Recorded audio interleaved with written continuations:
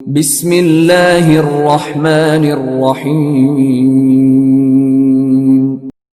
Iqra बिस्मि रब्बिकल्लज़ी खलक़।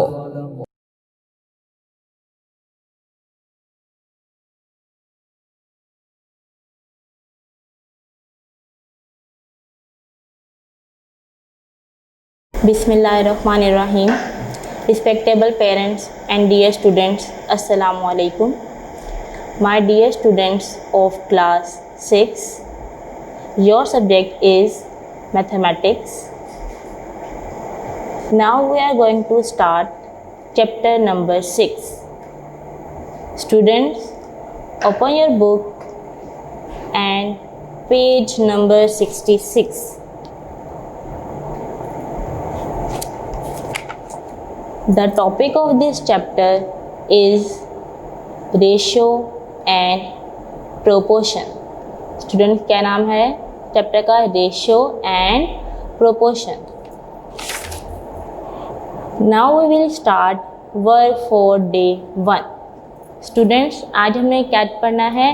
Ratio and proportion. देखें, ratio को हम उर्दू में कहते हैं निस्बत. क्या कहते हैं स्टूडेंट्स? निस्बत. और प्रोपोर्शन को क्या कहते हैं? तनासुब. निस्बत क्या है? दो मिक़दारों के दरमियान में मुआवजा करना क्या कहलाता है? रेशो कहलाता है. ठीक है, रेशो की डेफिनेशन क्या है आपके पास? दो मिक़दारों के दरमियान में मुआवजा करना क्या कहलाता है? रेशो कहलाता है. The numerical comparison between two quantities of the same kind is called ratio. Example देखेंगे हम इसकी. स्टूडेंट, इसकी एग्जाम्पल क्या है? आपने एक क्लॉक खरीदी, आपके और आपके फ्रेंड ने.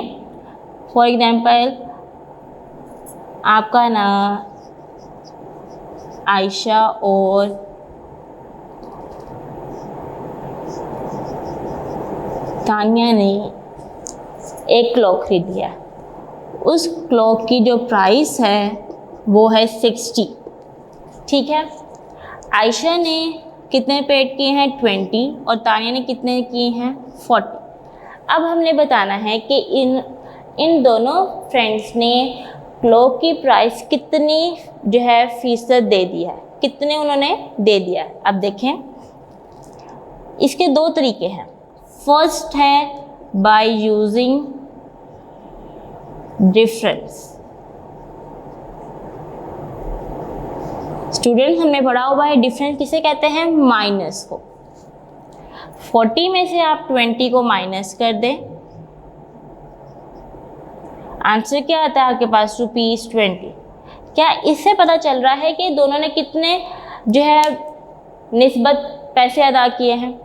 सिर्फ 20 आंसर आ रहा है. मीन्स आपके पास आपने ये वाला काम नहीं कर. ठीक है, मतलब इसमें ये वाला कंडीशन नहीं अप्लाई करी है कि बाय यूजिंग डिफरेंस. अब हमने किसके अकॉर्डिंग सॉल्व करना है? देखें, दूसरा पार्ट है आपके पास बाय यूजिंग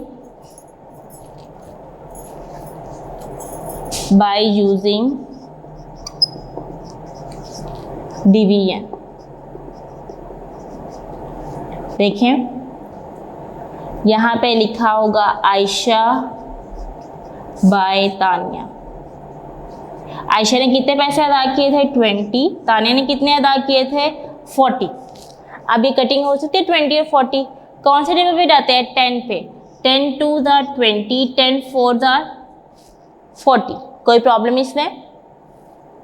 नेक्स्ट देखें, अभी और भी डिवाइड हो सकता है. 2 1 द 2, 2 2 द 4. मीन्स कि 1 आयशा ने एक हिस्सा अदा किया है अपनी घड़ी के पैसों का, और तानिया ने कितने हिस्से अदा किए हैं? 2. अब आपको दोनों का पता चल गया कि दोनों ने कितने जो है पैसे अदा किए हैं. आयशा ने एक हिस्सा अदा किया है और तानिया ने 2 हिस्से अदा किए हैं. इसे हम क्या कहते हैं? जो हमने ये काम किया है ये क्या कहलाता है? रेशो. क्या कहलाता है? रेशो. दो मिक़दारों के दरमियान में अददी मुवाजना क्या कहलाता है? रेशो कहलाता है. स्टूडेंट्स, हम इसकी डेफिनेशन पढ़ेंगे पेज नंबर 66. फर्स्ट लाइन है, आप अपनी पेंसिल के साथ इसे अंडरलाइन करेंगे. The numerical comparison between the two quantities कहते हैं मिकदारों को, of the same kind is called ratio. नीचे उन्होंने एग्जाम्पल दी हुई है। We make it clear with an example. Azeem and Nabeel bought a clock for ₹60 rupees की उन्होंने दोनों ने क्लॉक खरीदी। Azeem paid ₹40 and Nabeel paid ₹20 के अजीम ने इतने पैसे दिए और नबील ने इतने पैसे दिए। Now we can compare the amounts paid by Azeem and Nabeel. क्या आपने इन दोनों की अमाउंट को जो है कंपेयर करना है और बताना है किसने कितने पैसे कितने हिस्सा अदा किया। पहले उन्होंने क्या लिखा हुआ, बाय फाइंडिंग देयर डिफरेंस, मैंने आपको डिफरेंस से बताया। फिर दूसरा क्या है, डिवीजन, और उन्होंने वर्ड यूज़ किया हुआ है फ्रैक्शन का, कि फ्रैक्शन से हमने उसे सॉल्व किया। ठीक है, कोई प्रॉब्लम इसमें? अब स्टूडेंट्स हम इसको पढ़ते कैसे हैं? इसको हम पढ़ते हैं 1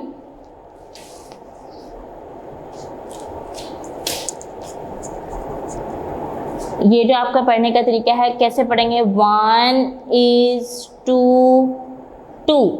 क्या है? 1:2। अब आप but we can not read as 2:1। आप इसको 2:1 नहीं पढ़ सकते हैं। ठीक है, क्या मैंने कहा कि आप 2:1 नहीं पढ़ सकते हैं।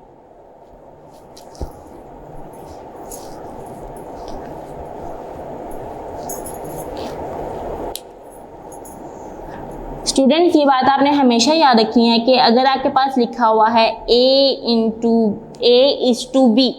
इज़ 2, जहाँ पे वर्ड यूज़ हो रहा है वहाँ पे आपके पास क्या यूज़ होगा? रेशो। इस चैप्टर में क्या यूज़ होगा? रेशो। मैंने आपको ये बात बताई थी कि मैथमेटिक्स में इस वर्ड यहाँ पे भी यूज़ होता है, वहाँ पे क्या लगाते हैं हम? इक्वल लगाते हैं। अब यहाँ पे क्या है? इज़ 2 यूज़ होगा, तो आपने क्या यहाँ वहाँ पे यूज़ करना है? रेशो। रेशो को हम किस तरह रिप्रेजेंट करते हैं? कॉलन से। क्या कहते हैं इसको? हम कॉलन कहते हैं। ठीक है, अब जो हम ये बात पढ़ रहे थे 1:2, लेकिन 2:1 नहीं हो सकता। अब आप देख ले, अगर A:B है तो does not equal to B:A। इनकी तो प्लेसेस ही चेंज हो गया ना। फर्स्ट इसमें क्या था? A, सेकंड क्या था? B, फिर क्या है? B है, और देन क्या है? A है। दोनों के ये चेंज हो गए हैं, इसीलिए ये आपस में इक्वल नहीं है। नेक्स्ट देखिए, अब हमने क्या पढ़ना है? हमने पढ़ा है A:B। स्टूडेंट, फर्स्ट वर्ड जो रेशो से पहले होता है उसे हम क्या कहते हैं? एंटीसीड। सेकेंड वर्ड है उसे भी कहते हैं कॉन्सिक्वेंट। ओके, देखिए पेज नंबर 66 पे, antecedent and consequent. In the ratio, the first element is called antecedent and the second element is called consequent.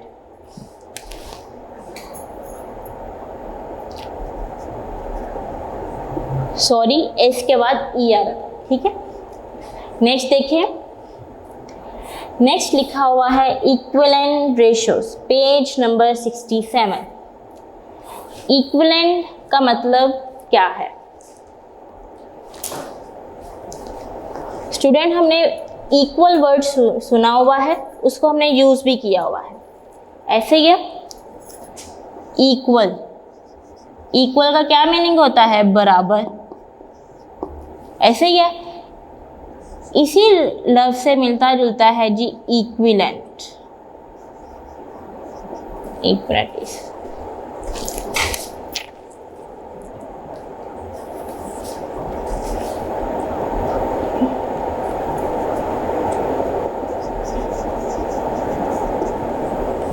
Equivalent ratios.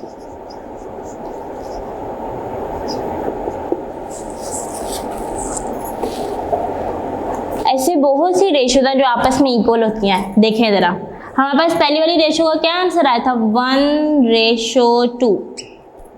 ठीक है, अगर मैं इनको मल्टीप्लाई करती हूँ 2 से, 2 से मल्टीप्लाई करें, 2 1 2, 2 2 4, तो ये दोनों आपस में क्या होंगी, इक्वल होंगी।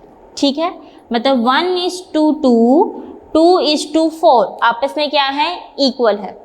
रेशियोज क्या है, अगर आपके पास दी है 1:2 है और मैं इसको 2 से मल्टीप्लाई कर देती हूँ और मैं इसका आंसर आता है 2:4, ये आपस में क्या है, इक्विवेलेंट है।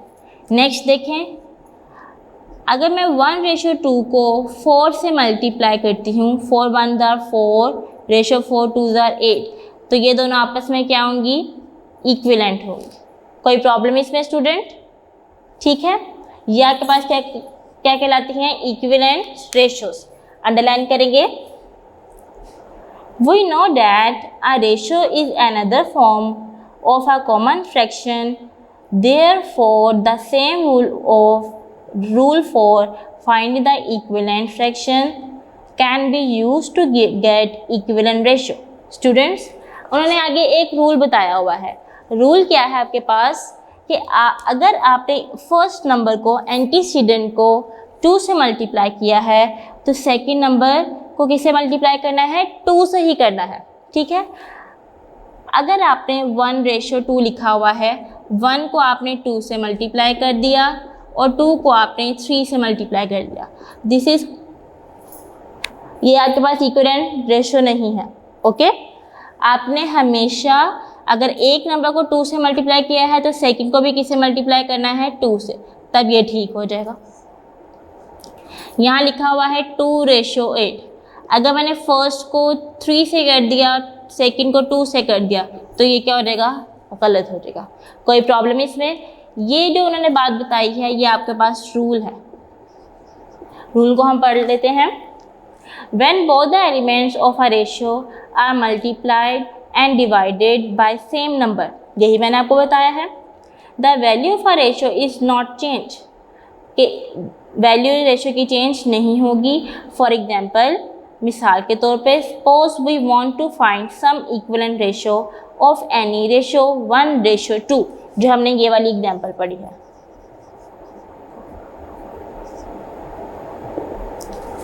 देख लें आगे उन्होंने इसी तरह किया हुआ है मल्टीप्लाई। नेक्स्ट देखिए क्या लिखा हुआ है, relationship between ratio and fraction. Ratio और फ्रैक्शन के दरमियान में हम देखेंगे, जैसे हमने चैप्टर नंबर 3 में एलसीएम और एसीएफ के दरमियान में रिलेशन पढ़ा था, ऐसे ही स्टूडेंट इसी तरह हमने किसके दरमियान में पढ़ना है, फ्रैक्शन और रेशियो के दरमियान में रिलेशन।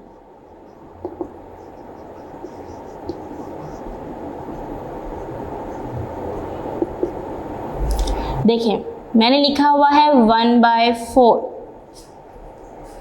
ठीक है, ये हमारी कौन सी फॉर्म है स्टूडेंट, फ्रैक्शन है। फ्रैक्शन में क्या होता है, न्यूमरेटर और 4 क्या है, डिनोमिनेटर। ऐसे ही है स्टूडेंट, फ्रैक्शन में हमारे पास क्या होता है, न्यूमरेटर और डिनोमिनेटर। नेक्स्ट देखें, रेशियो में कैसे लिखते हैं, 1:4। फर्स्ट क्या है, एंटीसीडेंट, और सेकंड क्या है, कॉन्सिक्वेंट। ऐसी है, मतलब फर्स्ट नंबर जो न्यूमरेटर है यहाँ पे क्या है, वो एंटीसीडेंट है। 4 जो डिनोमिनेटर है और रेशियो में क्या है, 4 कॉन्सिक्वेंट है। कोई प्रॉब्लम इसमें, ये इनका रिलेशन है, बस नेम चेंज है। क्या डिफरेंस है कि यहाँ पे 1 को न्यूमरेटर कह रहे हैं और रेशियो में हम क्या कह रहे हैं, एंटीसीडेंट। फ्रैक्शन में 4 डिनोमिनेटर है और रेशियो में 4 क्या है, कॉन्सिक्वेंट है। कोई प्रॉब्लम स्टूडेंट इसमें? डे 1 का काम मुकम्मल हो गया है हमारा।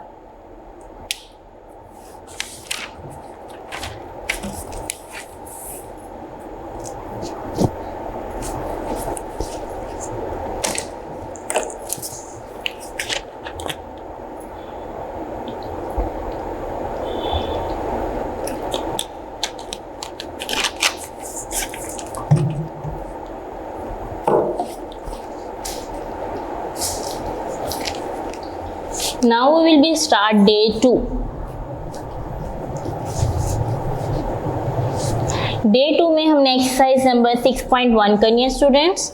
6.1 करने से पहले आप अपनी नोटबुक्स को रेडी कर लें, ताकि मैं आपको जो भी सवाल करवाऊँ आप उसको इजीली सॉल्व कर सकें और उसको अब कॉपी कर लें।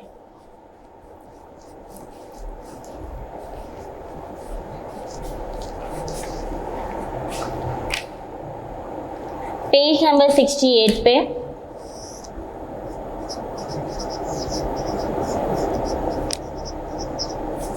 एक्सरसाइज नंबर है आपके पास 6.1। जी स्टूडेंट, क्वेश्चन नंबर 1 देखें। क्वेश्चन नंबर 1 की हम स्टेटमेंट पढ़ेंगे।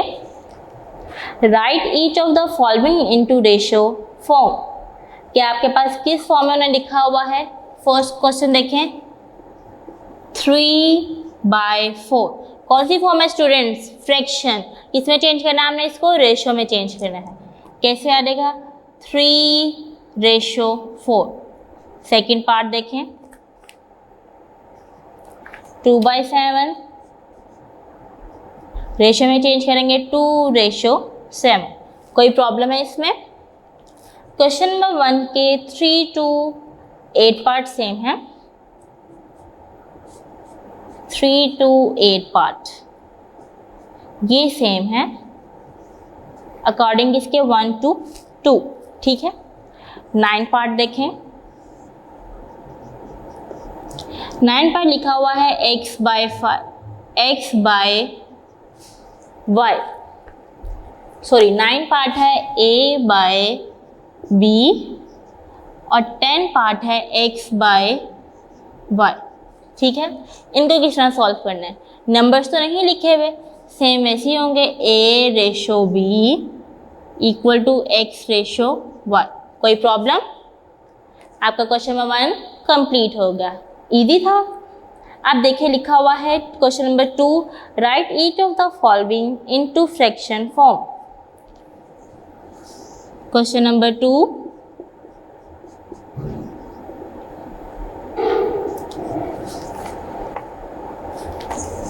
2/3। जी फ्रैक्शन में सॉल्व करना है। एंटीसीडेंट क्या बन जाएगा? Numerator, consequent denominator. ये इसका आंसर है। सेकेंड पार्ट देख लें। सेकेंड वाला लिखा हुआ है 7/4। 7/4। कोई प्रॉब्लम इसमें? नेक्स्ट देखें। Question number 3 to question number 1 का 3 पार्ट, 4 and 5 आपने खुद सॉल्व करना है। 6 मैं करवाऊंगी। 4.1/5.2। जी देखें, 4.1/5/5.2 ये इसका आंसर है। कोई प्रॉब्लम इसमें स्टूडेंट्स? पॉइंट था इसलिए मैंने आपको खुद क्वेश्चन करवा दिया। आगे आप 7 and 8 पार्ट आप खुद सॉल्व करेंगे। ये सेम है। ठीक है। नेक्स्ट क्वेश्चन देखें। क्वेश्चन नंबर 3 लिखा हुआ है simplify the following ratios. Simplify अब हमने करना है। स्टूडेंट, सिंप्लीफाई करने से पहले मैं आपको ये बात बता दूं, अगर आपने एक नंबर को डिवाइड किया है तो सेकेंड नंबर को भी आपने डिवाइड ही करना है। अगर आपने एक नंबर को मल्टीप्लाई कर दिया है तो दूसरे नंबर से भी आपने दूसरे नंबर को भी क्या करना है? मल्टीप्लाई करना है।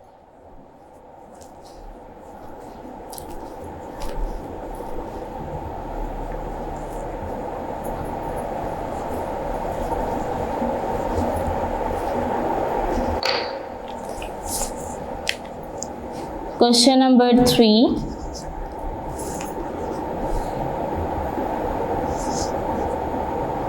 क्वेश्चन नंबर 3 है पार्ट 1। लिखा हुआ है 3/9।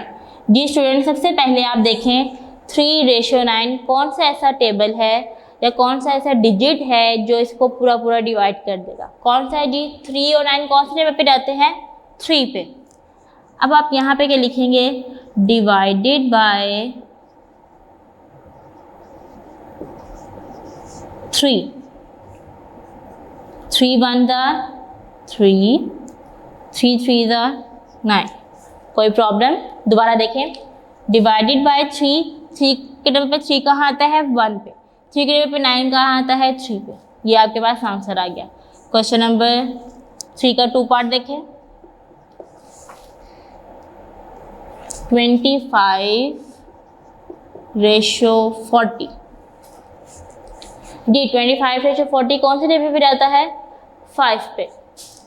डिवाइडेड बाय 5, 5 5 दा 25 रेशो 5 8 दा 40। जी स्टूडेंट्स, 5 और 8 आंसर आया है। क्या कोई ऐसा टेबल है जिस पे ये दोनों जाते हों? 5 5 पे ही जाता है, 8 2 पे भी जाता है, 4 पे भी, लेकिन 5 की वजह से हम इसे डिवाइड और नहीं करेंगे। ये इसके बाद आंसर आ जाएगा। थर्ड पार्ट देखें, 1/4 रेशो 1/6। स्टूडेंट, जब रेशो में फ्रैक्शन आ जाए तो लास्ट पे क्या नंबर लिखा हुआ है? 4 और 6 लिखा हुआ है। आप इसका एलसीएम ले लें। 2 2 दा 4, 2 3 दा 6, 2 1 दा 2, 3 as it is, 3 1 दा 3 and 3 1 दा 3। इन सबको मल्टीप्लाई कर लें। 3 2 दा 6, 6 2 दा 12। अब देखिए हमने लिखना कैसे है। 1/4 मल्टीप्लाई बाय, क्या आंसर आया था हमने मल्टीप्लाई करके? 12। यहाँ पे आ जाएगा जी 12 रेशो 1/6 मल्टीप्लाई बाय 12। स्टूडेंट्स फिर देखें, रेशो में अगर आपके पास फ्रैक्शन आ जाते हैं तो डिनोमिनेटर का आपने एलसीएम लेना है। एलसीएम लेंगे, जो आंसर आएगा उनके फैक्टर्स को मल्टीप्लाई करें और उसके साथ लिखते हैं। 4 1 is 4, 4 3 are 12, 6 1 are 6, 6 2 are 12। कोई प्रॉब्लम इसमें? 3 1 are 3 रेशो 2 1 are 2। क्या और डिवाइड होते हैं? ये इसका आंसर है। ठीक है, अब आप देख लें इसके अकॉर्डिंग कौन कौन से क्वेश्चन होंगे। इसके अकॉर्डिंग क्वेश्चन होंगे question number 4 and question number 9। ठीक है, अगर 3 नंबर दिए हुए हैं तो तीनों का आपने फ्रैक्शन लेना है। नेक्स्ट क्वेश्चन देखें, लिखा हुआ है 5 पार्ट 1/7। क्या लिखा हुआ है? 1/7 लिखा हुआ है।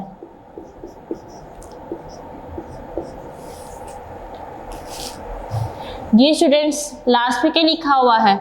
7 मीन अब आप इस 7 का जब एलसीएम लेंगे तो 7 1 are 7, यही आ जाता है।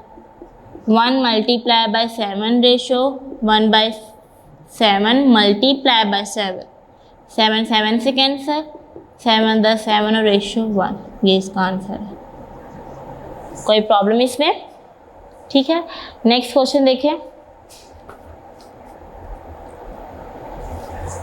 क्वेश्चन नंबर 5 सेम मेथड 6 का भी है, ये आप खुद अटेम्प्ट करेंगे। ओके स्टूडेंट्स, नेक्स्ट देखिए 7।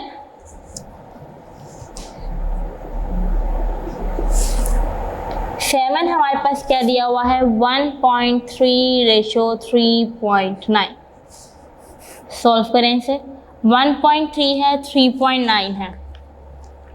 सबसे पहले हम क्या करते हैं, इसकी ये ख़त्म कर देते हैं पॉइंट।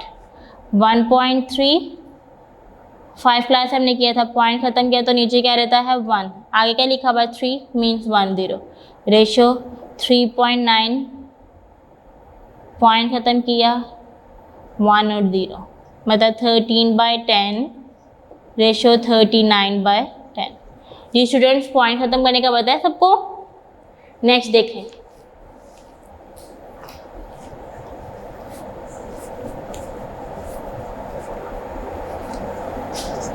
13/10 रेशो 39/10। जी स्टूडेंट्स 10 आ रहा है, सेम है ये, तो आंसर भी हमारे पास क्या आएगा, 10 ही आएगा। 10 के साथ मल्टीप्लाई कर दे, 10 से कैंसिल, 10 से कैंसिल, क्या बच गया यहाँ पे 13/39। जी स्टूडेंट्स 13 और 39 कौन सा टेबल ऐसा जिस पे जाते हैं, 13 पे। यहाँ पे आप क्या लिखेंगे, डिवाइडेड बाय 13। 13 1 is 13, 13 3 are 39। कोई प्रॉब्लम इसमें, या आपके पास आंसर आ जाएगा।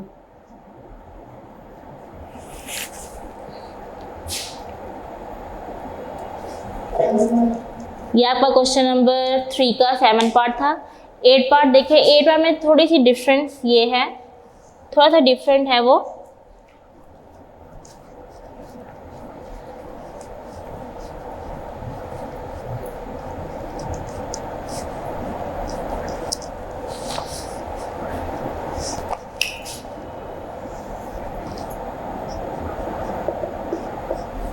एट पार्ट लिखा हुआ है 0.02 रेशो 0.4।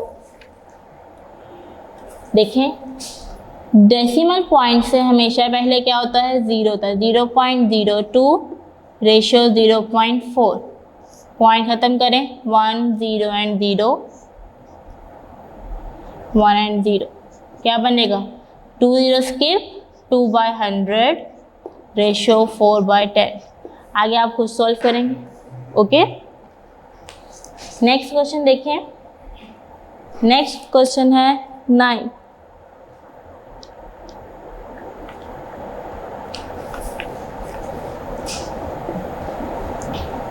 नाइन क्वेश्चन देखिए हमारे पास क्या है।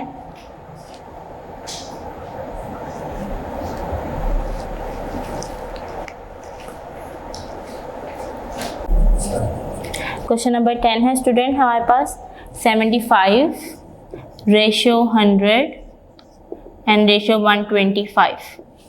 स्टूडेंट्स पहले हमने जो क्वेश्चन नंबर 1 to 8 सॉल्व किए हैं उसके अंदर हमारे पास सिर्फ 2 रेशोज़ थी। अब जो हमने सॉल्व करें इसमें हमारे पास 3 रेशोज़ हैं, 75 100 एंड 125। 3 रेशोज़ हैं, देखिए कौन से टेबल पे ये जाते हैं। हम डिवाइड करेंगे इसको, डिवाइडेड बाय 5 से डिवाइड किया, 5 1 the 5, 5 the 25, 5 2 the 10 and 0, 5 2 the 10 and 5 the 25। ठीक है, देन 5 पे डिवाइड करेंगे 15 20 and 25 divided by 5, 5 3 the 15 ratio 5 4 the 20, 5 5 the 25। जी स्टूडेंट्स 3 4 एंड 5। अब देखें आप हमारे पास लास्ट में क्या आंसर आया 3 4 5। क्या ये किसी एक टेबल पे जाते हैं, डिवाइड होता है और मज़ीद नहीं होते हैं, इसीलिए ये आपके पास क्या हो जाएगा, आंसर आ जाएगा। रेशोज़ को आपने तब तक डिवाइड करना है जब तक आपके पास एक ऐसा आंसर ना आ जाए जो किसी भी टेबल पे ना जाता हो सिवाय अपने। ठीक है, नेक्स्ट देखिए क्वेश्चन 0.2 0.4 रेशो 0.6। इसको सॉल्व करेंगे।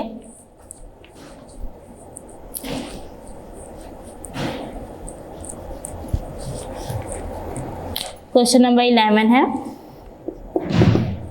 0.2 रेशो 0.4 रेशो 0.6। पॉइंट है, डेसिमल पॉइंट को ख़त्म करेंगे। डेसिमल पॉइंट ख़त्म किया 1 और 0, डेसिमल पॉइंट ख़त्म किया 0 आगे आ जाएगा, डेसिमल पॉइंट ख़त्म किया 1 एंड आगे 0 आ जाएगा। ठीक है, सिंपल लिख लेंगे 2/10, 4/10 और 6/10। 10 आंसर आ रहा है, मल्टीप्लाई बाय 10 आ जाएगा। 10 से मल्टीप्लाई करेंगे 2/10 multiply by 10 ratio 4/10 multiply by 10 6/10 multiply by 10। ये 10 से कैंसिल, ये 10 से कैंसिल और ये 10 से कैंसिल हो गया। क्या बच गया यहाँ पे 2 रेशो 4 रेशो 6। 2 4 6। जी स्टूडेंट्स किस टेबल पे आ जाते हैं ये? 2 पे। Divided by 2, 2 1 is 2, 2 2 are 4, 2 3 are 6। ये इसका आंसर है। लास्ट वाला क्वेश्चन है क्वेश्चन नंबर 12। क्वेश्चन नंबर 12 आपने सॉल्व करना है। क्वेश्चन नंबर 12 आप खुद सॉल्व करेंगे। वो सेम है क्वेश्चन नंबर 3 के थर्ड पार्ट की तरह। ठीक है स्टूडेंट्स, डे 2 का काम मुकम्मल हो गया। Now we will start work for day 3।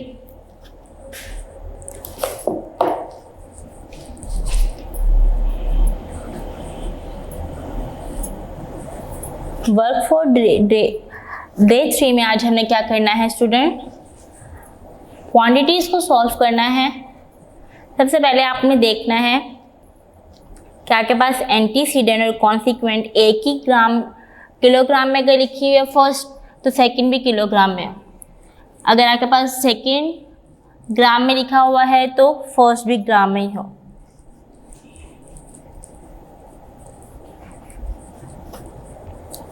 Question solve करेंगे।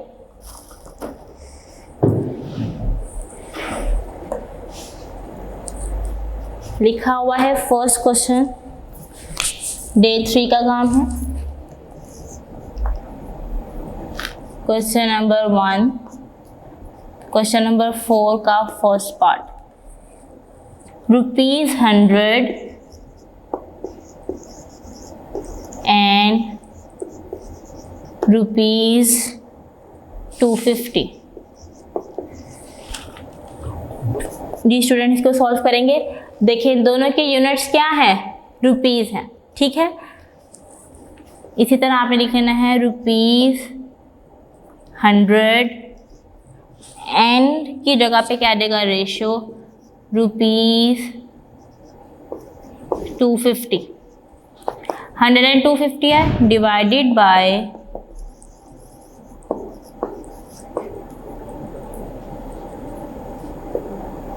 5 से डिवाइड करेंगे। 5 2 द 10 0,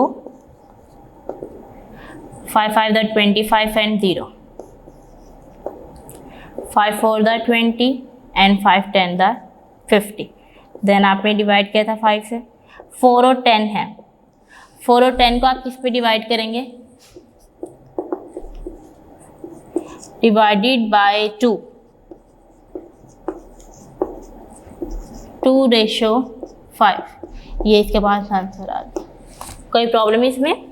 मैंने आपको पहले भी ये बात बताई थी कि रेशो में उस वक्त तक सॉल्व करना है आपके पास ऐसे नंबर्स ना आ जाए जो अपने टेबल के अलावा और भी किसी टेबल पे ना जाते हो। ठीक है, अगला क्वेश्चन देखें।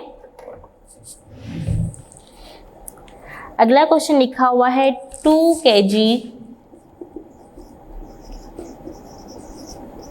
And 800 grams.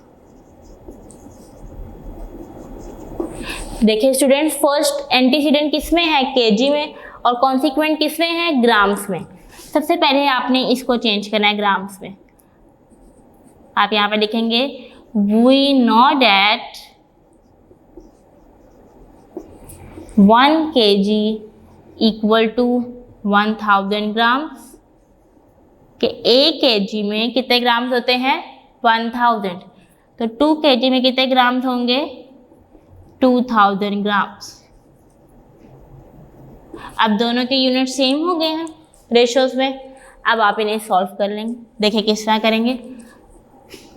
2000 grams ratio 800 grams.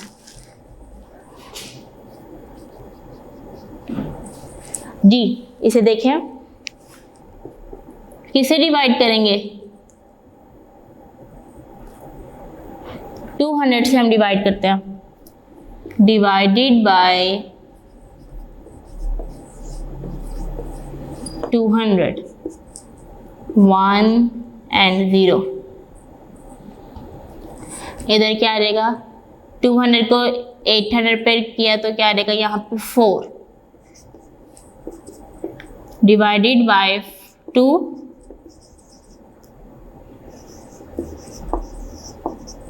2 5 10 और 2 2 4, ये इसका आंसर आ गया। कोई प्रॉब्लम इसमें? आपने सबसे पहले क्या करना है, यूनिट सेम करने हैं। अगर यूनिट सेम है तो आप उसे डिवाइड कर लें, ठीक है। नेक्स्ट क्वेश्चन देखें, लिखा हुआ है 1 मीटर एंड 500 सेंटीमीटर। अब देखें 1 मीटर दिया हुआ है और दूसरे में क्या दिया हुआ है, सेंटीमीटर दिए हुए हैं। ऐसे ही है स्टूडेंट्स, तो आपने उसे चेंज करना है। किस में चेंज करना है? 1 मीटर को आपने चेंज किया सेंटीमीटर में। क्वेश्चन देखें, क्वेश्चन नंबर आपके पास 3 है।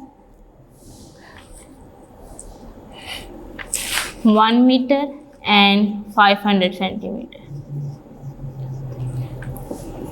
1 मीटर में कितने सेंटीमीटर होते हैं? 100 सेंटीमीटर। Ratio 500 centimetre. जी स्टूडेंट, 100 है 500 है।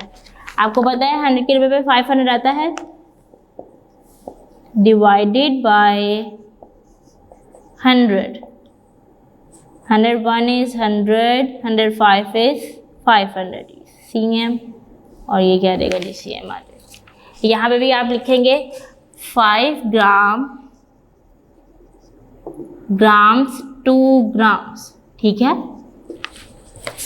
नेक्स्ट क्वेश्चन देखें, 1 ईयर एंड 240 डेज। 1 ईयर में कितने स्टूडेंट्स डेज होते हैं? 365, ठीक है। 240 डेज है, या आप खुद सॉल्व करेंगे। क्वेश्चन नंबर 3 का, क्वेश्चन नंबर 4 का 4 पार्ट सेम किसके है अकॉर्डिंग? क्वेश्चन नंबर 1, 2 और 3 के तरह, ये आपने इसे सॉल्व करना है। क्वेश्चन नंबर 4 का देखें जी 3rd पार्ट, 5 पार्ट देखें इसका।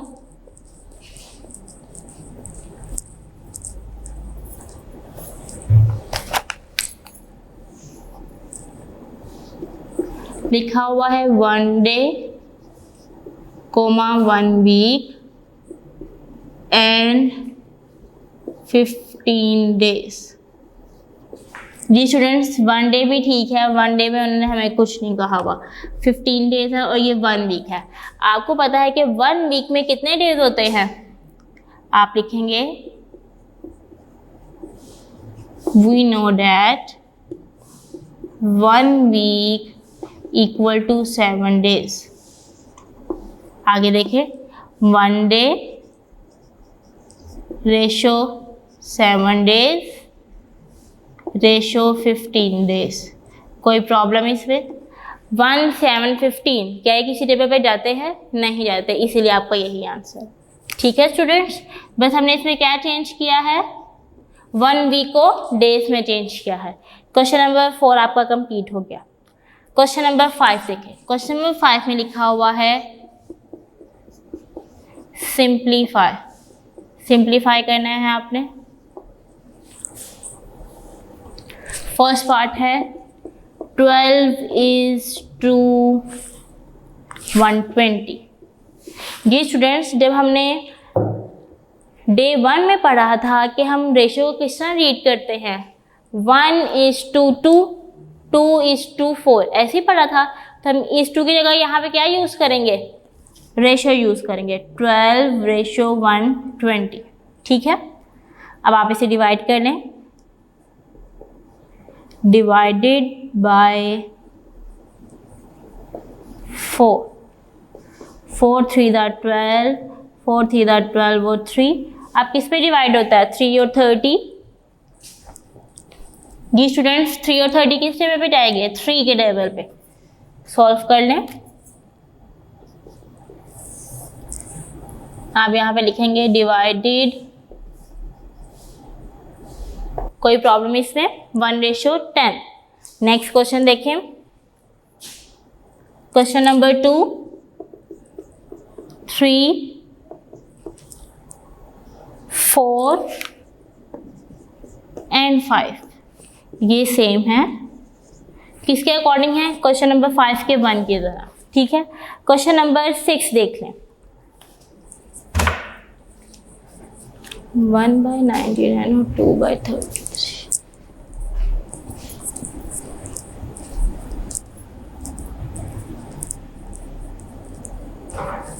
जी स्टूडेंट्स, क्या है आपके पास? 6 पार्ट है। 1/99 इज टू 2/33। Ji 1/99 ratio 2/33। मैंने आपको क्या बताया था, अगर आपके पास रेशियो में फ्रैक्शन लिखी हुई है तो आपने डिनोमिनेटर का एलसीएम लेना है। 33 और 99 किस पे रहता है? ये 3 पे। 3 1 3, 3 1 3, 3 3 9, 3 3 9। 11 पे 11 11, 11 3 33। मल्टीप्लाई करें 33 99। 199 मल्टीप्लाई बाय 99 99। ये दोनों कैंसिल हो गए। 33 1 33, 33 3 39। 1 को 1 से मल्टीप्लाई किया 1, 2 को 3 से मल्टीप्लाई किया तो क्या आंसर आ जाएगा? 6 आ जाएगा। कोई प्रॉब्लम इसमें? जी स्टूडेंट्स, कोई प्रॉब्लम? या के पास आंसर आ गया।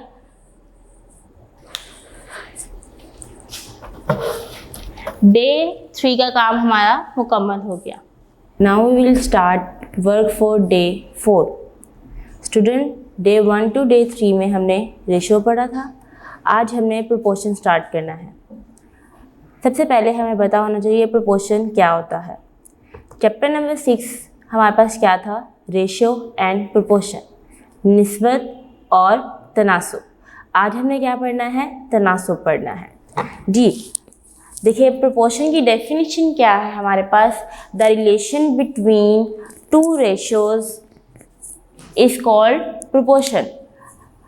The relation of equality of ratio is called a proportion. For example, इस आपको डेफिनेशन का मतलब क्या है? टू रेशियोज मतलब रेशियो को हम किस तरह डिनोटेट करते हैं? 2 डॉट से। इसे हम क्या कहते हैं? कॉलन कहते हैं। 2 रेशियोज का मतलब है ये एक रेशियो बन गई और दूसरी रेशियो ये है। ये दोनों आपस में मिलके क्या बनाते हैं? प्रोपोर्शन बनाते हैं। साइन क्या बनाते हैं? प्रोपोर्शन बनाते हैं। कि 2 रेशियो का जो आपस में रिलेशन है वो क्या कहलाता है? प्रोपोर्शन कहलाता है। ठीक है। अब देखिए नेक्स्ट लिखा हुआ है, प्रोपोर्शन सेज दैट 2 रेशियोज और फ्रैक्शन आर इक्वल। देखें, अगर आपके पास बने हुए हैं 3 डॉट्स बने हुए हैं और एक कलर है और 2 अनकलर हैं, तो यहाँ पे क्या रहेगा? 1/3। टोटल कितने हैं? ये 3 हैं और 1 कलर है। इसी तरह आपके पास 6 बने हुए हैं, 6 सर्कल्स बने हुए हैं और 2 पार्ट कलर है, 2/6। तो ये दोनों फ्रैक्शन आपस में क्या होंगी? इक्वल होंगी। क्या होंगी? इक्वल होंगी। देखें, यहाँ पे 1 पार्ट कलर था और 3 पार्ट आपके पास सर्कल दिए हुए थे। यहाँ पे 2 पार्ट कलर थे और 6 आपके पास टोटल सर्कल बने हुए थे। ठीक है। ये दोनों आपस में क्या है? इक्वल है। किस तरह है? 1/3 क्या कटिंग होती है इसमें? नहीं होती है। 2 1 is 2, 2 3 are 6। 1/3 और 1/3 ये क्या हो गया? इक्वल हो गया। फ्रैक्शन के इक्वल को या रेशियो के इक्वल को हम क्या कहते हैं? प्रोपोर्शन कहते हैं। कोई प्रॉब्लम इसमें?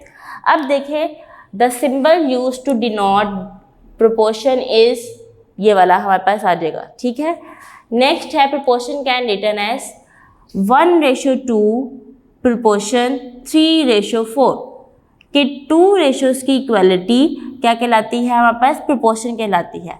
देखिए स्टूडेंट, रेशियो अगर हम प्रोपोर्शन के साइन को मिला दें तो क्या कौन सा साइन बनाता है? इक्वल का। कौन सा साइन बनाता है? इक्वल का साइन बनाता है। यहाँ पे बीच में क्या आ जाएगा? इक्वल आ जाएगा। और आपको पता है कि हम रेशियो को किस तरह फ्रैक्शन में चेंज करते हैं? इस तरह हमने इसको चेंज कर। अब इसमें एक और नई चीज़ है, वो क्या है कि हमारे पास यहाँ पे 4 नंबर्स दिए गए हैं। हमें नहीं पता कि ये यहाँ पे किस तरह आए, या हम इन्हें क्या कहेंगे, या फर्स्ट एंड लास्ट नंबर है, इन्हें हम क्या कहेंगे?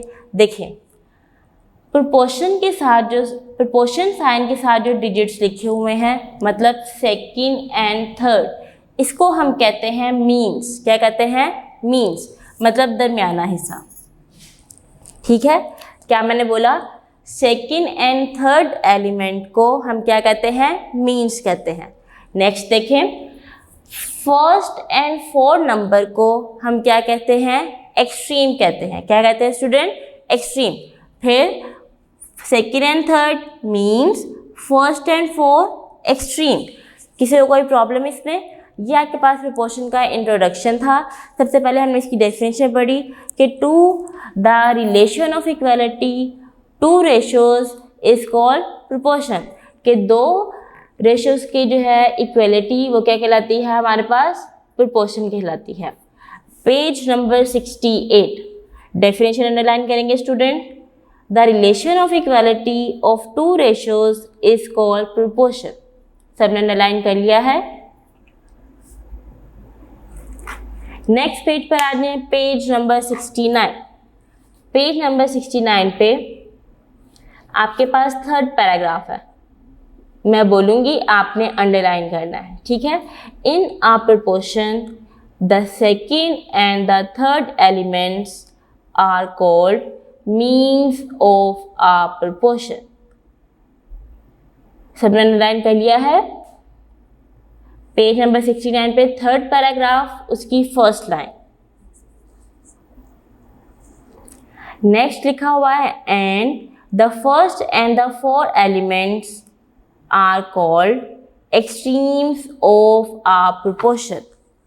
Mean and extremes. कोई प्रॉब्लम इसमें? अब देखें स्टूडेंट, आपके पास हमने एक बात कही है इसमें डेफिनेशन में, इक्वलिटी ऑफ टू रेशियोज, यही कहा है ना। अब हमने इस चीज़ को प्रूफ करना है कि ये किस तरह हो सकता है। देखिए जी, आपने ये दोनों लिखे हुए हैं, ठीक है। अब देखें हमारे पास अगर लिखा हुआ है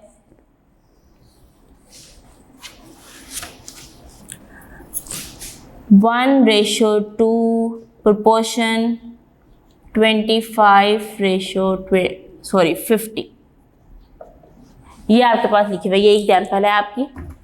अब देखें इस लाइन को हमें प्रूफ करना है, किस तरह करेंगे। प्रोडक्ट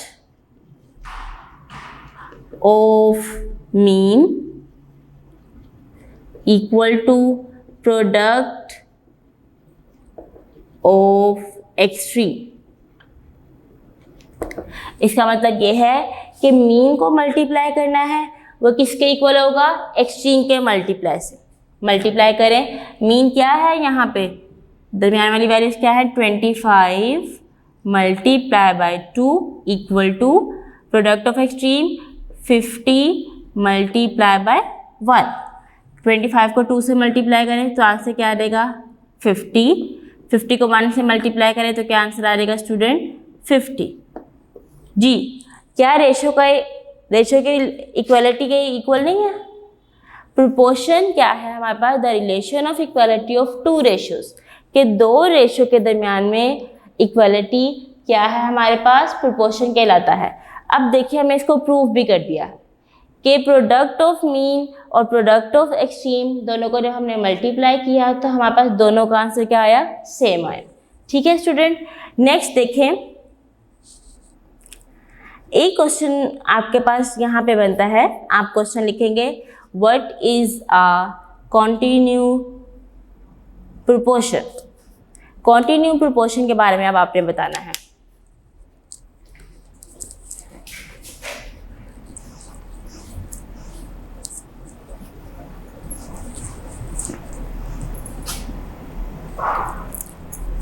कॉन्टिन्यू प्रोपोर्शन क्या है student,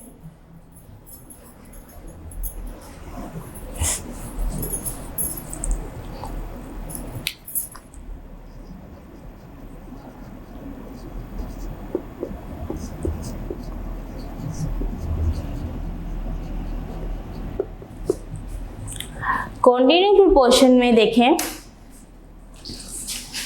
A/B proportion B/C। Continue proportion में मीन आपके पास क्या होगा, सेम होगा। मीन्स क्या होगा आपके पास, सेम होगा। तो स्टूडेंट बी आपके पास क्या होगा, कॉन्टिन्यू है। क्या है बी, कॉन्टिन्यू प्रोपोर्शन है। मतलब जो चीज़ बार बार आ रही है आपकी रेशियोज़ के दरमियान में, वो क्या कहलाती है हमारे पास, कॉन्टिन्यू रेशियो के प्रोपोर्शन कहलाती है। ठीक है, कोई प्रॉब्लम इसमें, अंडरलाइन करेंगे आप। When second and third element of a proportion have same value such as A ratio B, proportion B ratio C, then B is called the mean proportion and such proportion is called the continuous proportion. कोई problem इसमें? Student work for day 4 हमारा complete हो गया है। Students, now we will be start work for day 5. Day 4 में हमने proportion की कुछ प्रोपोर्शन की इंट्रोडक्शन पढ़ा था, उसके अंदर हमने कॉन्टिन्यू रेशियो पढ़ा। ठीक है, अब जो हमने पढ़नी है वो है टाइप्स ऑफ प्रोपोर्शन। इसकी इस बुक में हमने 2 टाइप्स पढ़नी है। कौन कौन सी हैं? डायरेक्ट और इनवर्स। सबसे पहले हम डायरेक्ट पढ़ेंगे। स्टूडेंट, डायरेक्ट प्रोपोर्शन क्या है? अगर आपके पास एक वैल्यू इंक्रीज़ हो रही है तो दूसरी वैल्यू भी इंक्रीज़ होगी।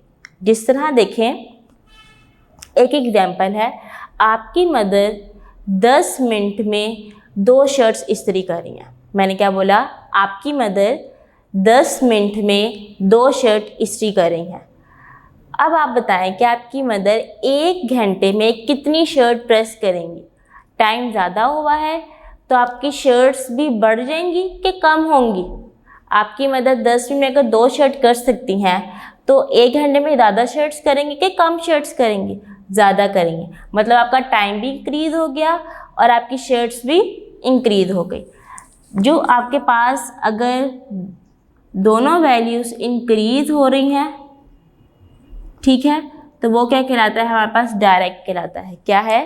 Direct. Student, open your book, page number 70। Page number क्या है? 70 है। सबने ओपन कर लिया? पढ़ेंगे। Direct proportion is a relation, सबको मिल गया है? अंडरलाइन करते जाए। In which one quantity increase और decrease in a same proportion by increase और डिक्रीज द अदर क्वांटिटी। कि अगर वन क्वांटिटी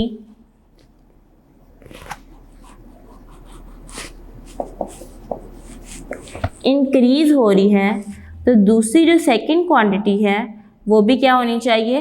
इंक्रीज होनी चाहिए। जिस तरह हमने भी एक एग्जांपल देखी थी। ठीक है, इसी तरह दूसरे पार्ट में क्या लिखा कि अगर वन क्वांटिटी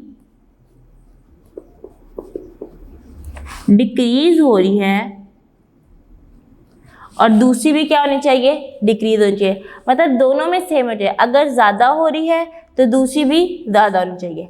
अगर पहली कम हो रही है तो दूसरी भी क्या होनी चाहिए? कम होनी चाहिए। दोनों सेम सेम है तो वो हमारे पास क्या कहलाता है? डायरेक्ट कहलाता है। अब देखें इनवर्स। इनवर्स क्या है स्टूडेंट? इसके उल्ट है।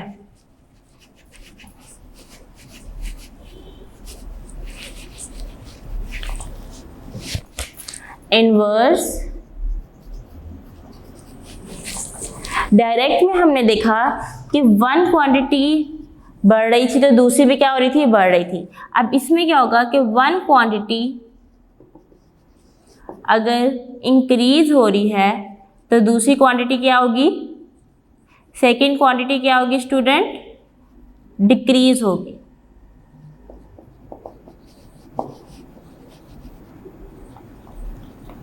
ठीक है, देखिए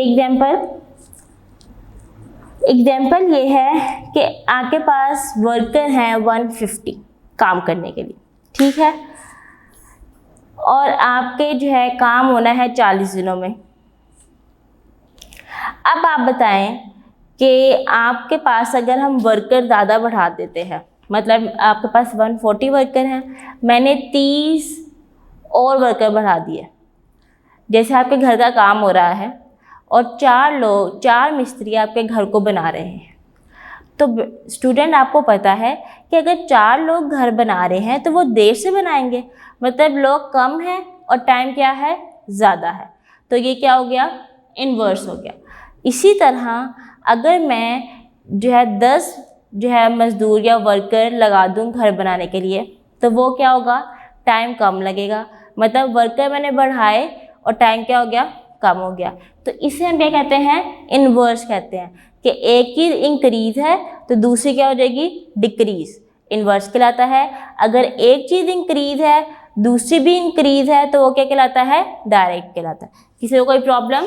student page number 71 inverse proportion की डेफिनेशन अंडरलाइन करें। Inverse proportion is a relation in which one quantity increase by decreasing the other quantity, यही मैंने आपको बताया है। आगे देखें, and same quantity decrease by increasing the other quantity. ठीक है, ये आपने इसे अंडरलाइन कर लेना है। नेक्स्ट अब हमारी शुरू होती है exercise number 6.2।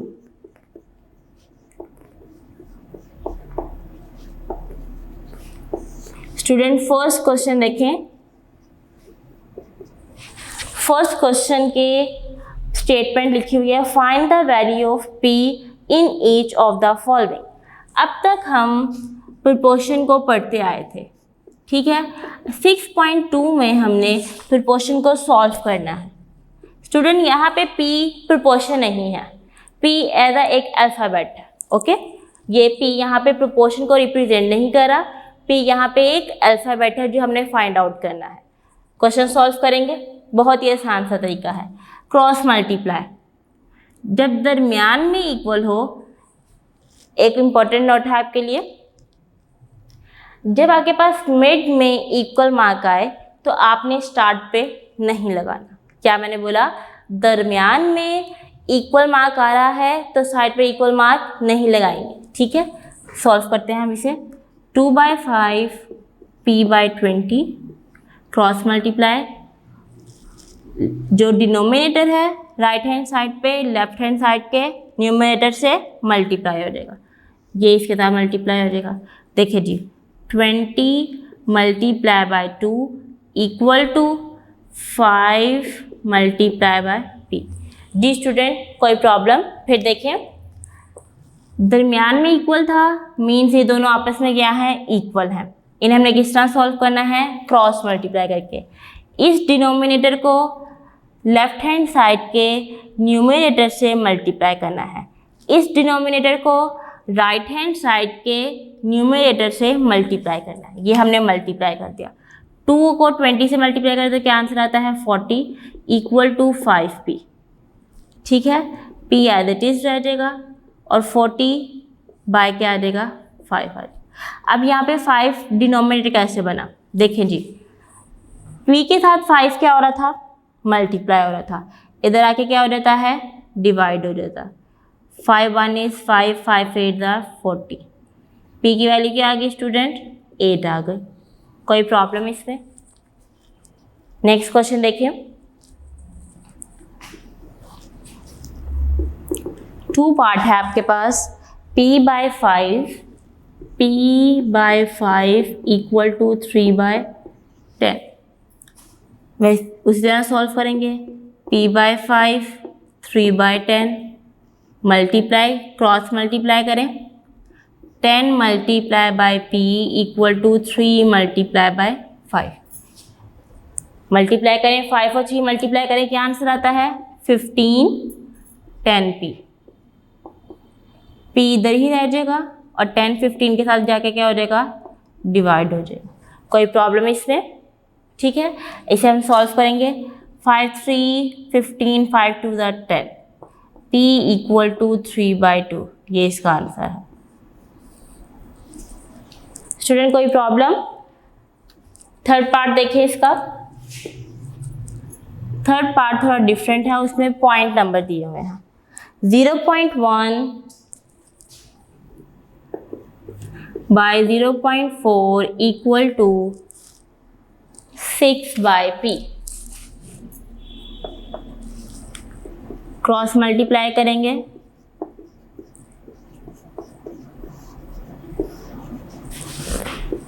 0.1 multiply by p equal to 6 multiply by 0.4। जी स्टूडेंट इसे मल्टीप्लाई करें।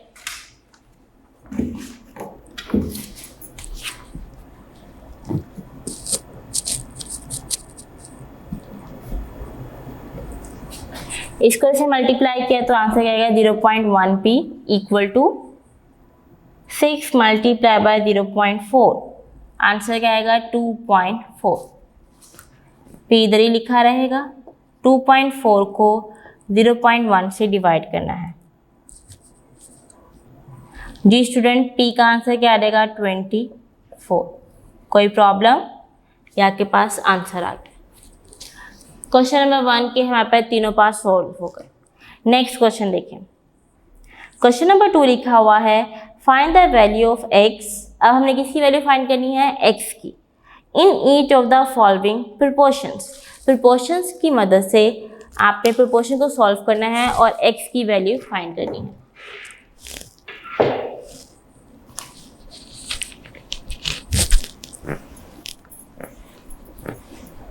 सबने कॉपी रेडी कर ली है अपनी?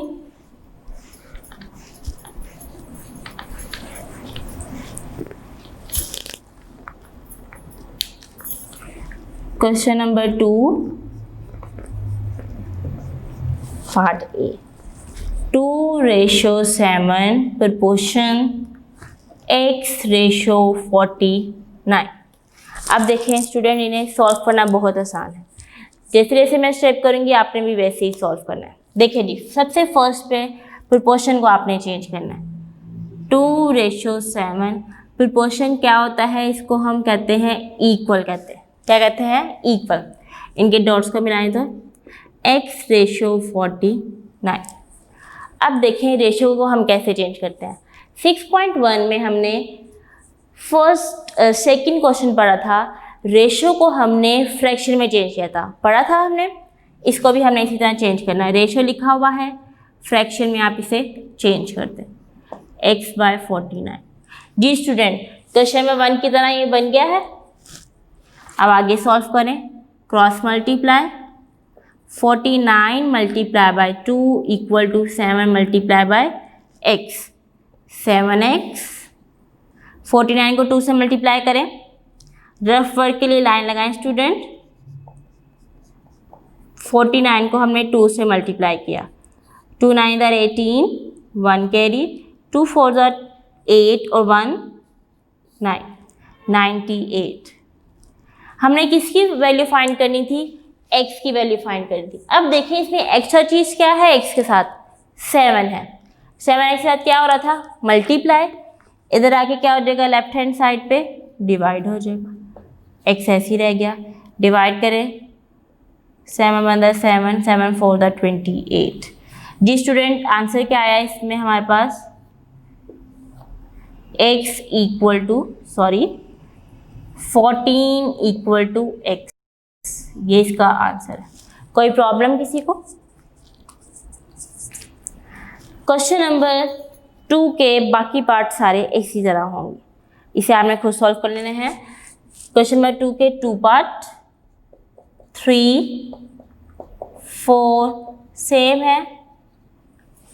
पहले आपने इसी तरह उन्हें प्रोपोर्शन को इक्वल मार्क में चेंज करना है, रेशियोज को फ्रैक्शन में चेंज करना है, देन क्रॉस मल्टीप्लाई करने के बाद जो आंसर आएगा, देखना है एक साथ कोई नंबर लिखा हुआ है तो वो डिवाइड हो जाएगा दूसरी साइड पे जाके। कोई प्रॉब्लम इसमें?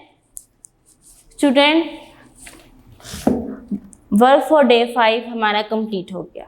Student, now we will start work for day 6। Student, day 5 में हमने प्रोपोर्शन को सॉल्व किया, ठीक है। अब हमें प्रोपोर्शन के लिहाज से स्टेटमेंट को सॉल्व करना है। ध्यान से हम पढ़ेंगे ताकि आपको क्वेश्चन सॉल्व करने में कोई प्रॉब्लम ना हो। जी, पेज नंबर 72 ओपन कर लें सब। क्वेश्चन नंबर 3 लिखा हुआ है 5:9। ये वर्क फॉर डे 6 है। क्वेश्चन नंबर 3 है आपका, जिसे हमने सॉल्व करना है। 5:9 is a ratio if we increase first element of the ratio up to 40, what will be the second element? उन्होंने बताया है कि फर्स्ट आपके पास, स्टूडेंट मैं सॉल्यूशन कर रही हूँ, फर्स्ट रेशो क्या है आपके पास 5:9। सेकेंड उन्होंने क्या कहा कि पहला नंबर आपके पास 40 है और सेकेंड एलिमेंट आपने फाइंड करना है। कोई प्रॉब्लम इसमें? हमने खुद रेशो बनाई है। देखें, फर्स्ट उन्होंने गिवन दी हुई थी, थर्ड एंड फोर्थ हमने खुद फाइंड आउट की। उन्होंने कहा था कि इससे ज़्यादा है या कम है ये हमने बताना है, और जो आपके पास नहीं दिया हुआ सेकेंड एलिमेंट उसको आपने कर लेना है। देखें जी,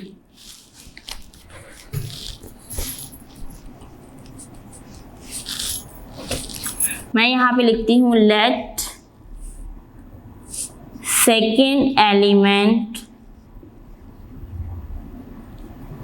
इक्वल टू x। ठीक है, फर्स्ट उन्होंने रेशो दे दी थी 5:9, प्रोपोर्शन 40 और इसका ये सेकेंड एलिमेंट। ठीक है, अगर हम पूरी प्रोपोर्शन लिखें तो ये 4 है, अगर हम अकॉर्डिंग टू क्वेश्चन देखें तो ये इसका सेकेंड एलिमेंट है, दूसरे पार्ट। ओके स्टूडेंट, अब हमने इसको सॉल्व करना है। सबसे पहले हम क्या करते हैं, 5:9 equal to 40:x, then 5/9 equal to 40/x, cross multiply कर लें। 5x equal to 40 multiply by 9, 360 and 5x, x equal to 360/5। 5x के साथ क्या हो रहा था, मल्टीप्लाई, हमने तो जाके क्या कर दिया, डिवाइड कर दिया। जी स्टूडेंट, आगे सॉल्व करेंगे। 5 1 is 5, 5 7 are 35, 1 carry, 5 2 are 10, x equal to 72। जी, अब आपके पास यहाँ पे दूसरा एलिमेंट क्या है, 72 है। कोई प्रॉब्लम इसमें स्टूडेंट? नेक्स्ट क्वेश्चन देखें।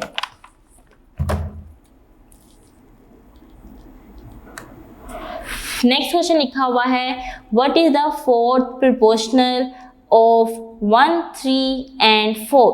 फोर्थ प्रोपोर्शन आपने फाइंड करना है। फाइंड करेंगे इसको।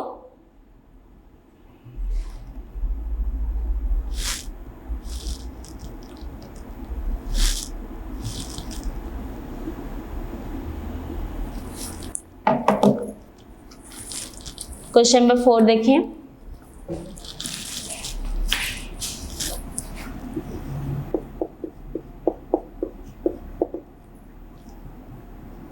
Fourth proportion, late,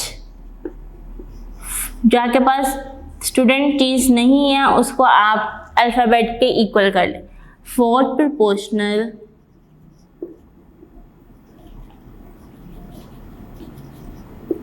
equal to x। आप x की जगह पे कोई भी अल्फ़ाबेट यूज़ कर सकते हैं। मैं यहाँ पे a भी यूज़ कर सकती हूँ, b भी यूज़ कर सकती हूँ, लेकिन ज़्यादातर हम मैथ में x यूज़ करते हैं। ठीक है, इसी को मैं यूज़ करी हूँ। फर्स्ट प्रोपोर्शन है 1 3, प्रोपोर्शन 4x। जी स्टूडेंट, इसे सॉल्व कर ले।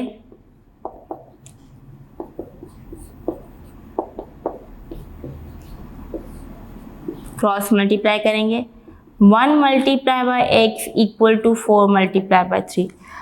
किसी भी नंबर, किसी भी अल्फ़ाबेट को या नंबर को 1 से मल्टीप्लाई करेंगे तो एज इट इज़ वही आंसर आएगा, मीन्स x।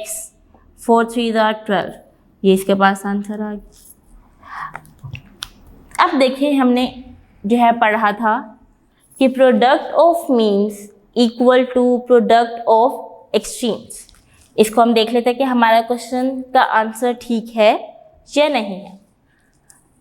1:3 प्रोपोर्शन 4:12, यही आंसर है। x की जगह पे मल्टीप्लाई कर लें। Product of means equal to product of extreme, means multiply करेंगे 3 multiply by 4, 1 multiply by 12, 12 equal to 12। कोई प्रॉब्लम? इसका मतलब ये है, इसको चेक करने का मतलब है कि आपका आंसर बिल्कुल ठीक है। ठीक है, इससे क्या पता चल रहा है? आपका आंसर बिल्कुल ठीक है। देखिए इक्वल आ रहा है ना, तो हमारे पास प्रोपोर्शन की डेफिनेशन यही थी, the relation of equality of two ratios is called a proportion. ठीक है स्टूडेंट, नेक्स्ट क्वेश्चन देखें। नेक्स्ट क्वेश्चन में स्टेटमेंट थोड़ी सी उन्होंने चेंज कर दी है ताकि आपको मीन और एक्सट्रीम का मतलब पता चल जाए, याद रहे। Find mean proportional of 4 and 9। जी स्टूडेंट, मीन क्या होता है? हमारे पास मीन होते हैं दरमियान वाले नंबर्स, ऐसे ही है। क्वेश्चन नंबर 5, 4 है और 9 है, बीच वाले नंबर हमने फाइंड आउट करने। ठीक है, मैंने आपको जैसे बताया था। अब हम इसका सॉल्यूशन करेंगे।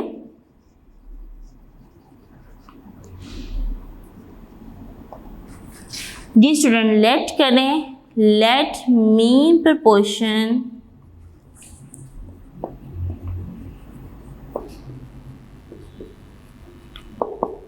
Equal to x। ठीक है,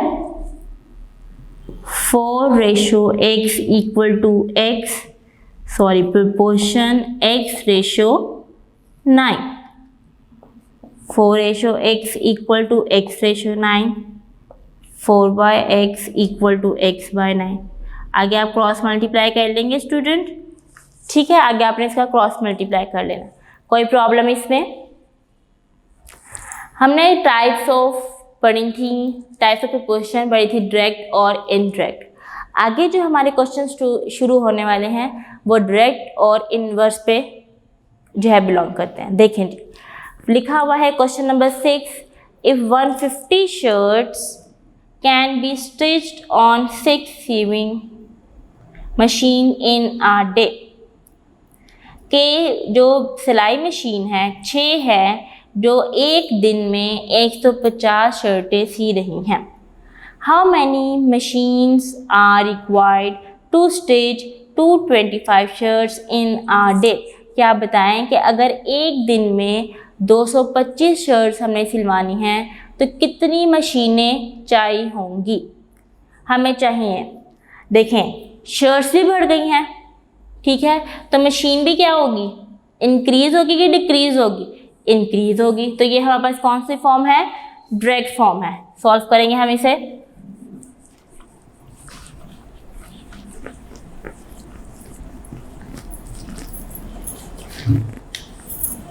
क्वेश्चन नंबर 6 देखिए जी, किस तरह लिखना है आपने।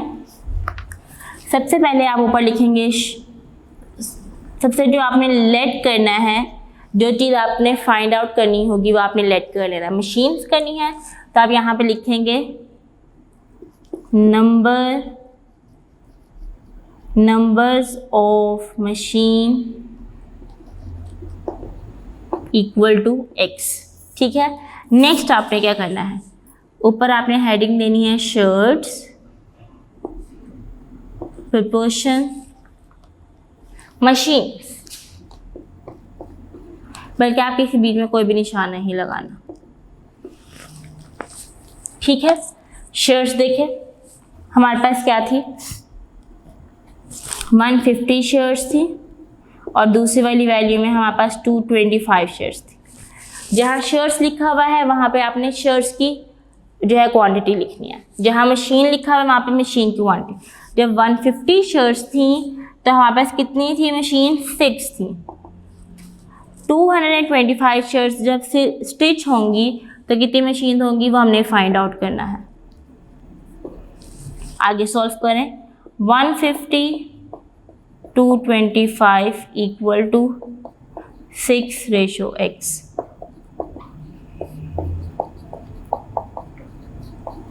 क्रॉस मल्टीप्लाई कर लें।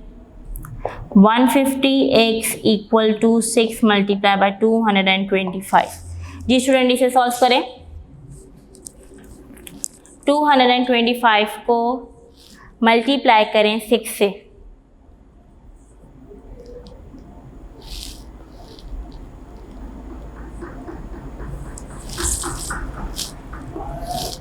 जी स्टूडेंट क्या आंसर आ रहा है आपके पास? 1350। और यहाँ पे क्या आ रहा है? 150x। x इधर ही रह जाएगा, 1350 से डिवाइड हो जाएगा 150। डिवाइड करना है 150 के साथ। जी स्टूडेंट क्या आंसर आ गया? 9। कितनी मशीन्स चाहिए होंगी आपको? 9 चाहिए होंगी। x की जगह पे अब आपने क्या लिखना है? Machines equal to 9। मतलब अगर 150 शर्ट स्टिच हुई हैं 6 मशीन्स पे, तो 225 शर्ट स्टिच होंगी कब? 9 मशीन्स पे। समझ आ गई है? कोई प्रॉब्लम इसमें? स्टूडेंट डे 6 का काम हमारा मुकम्मल हो गया।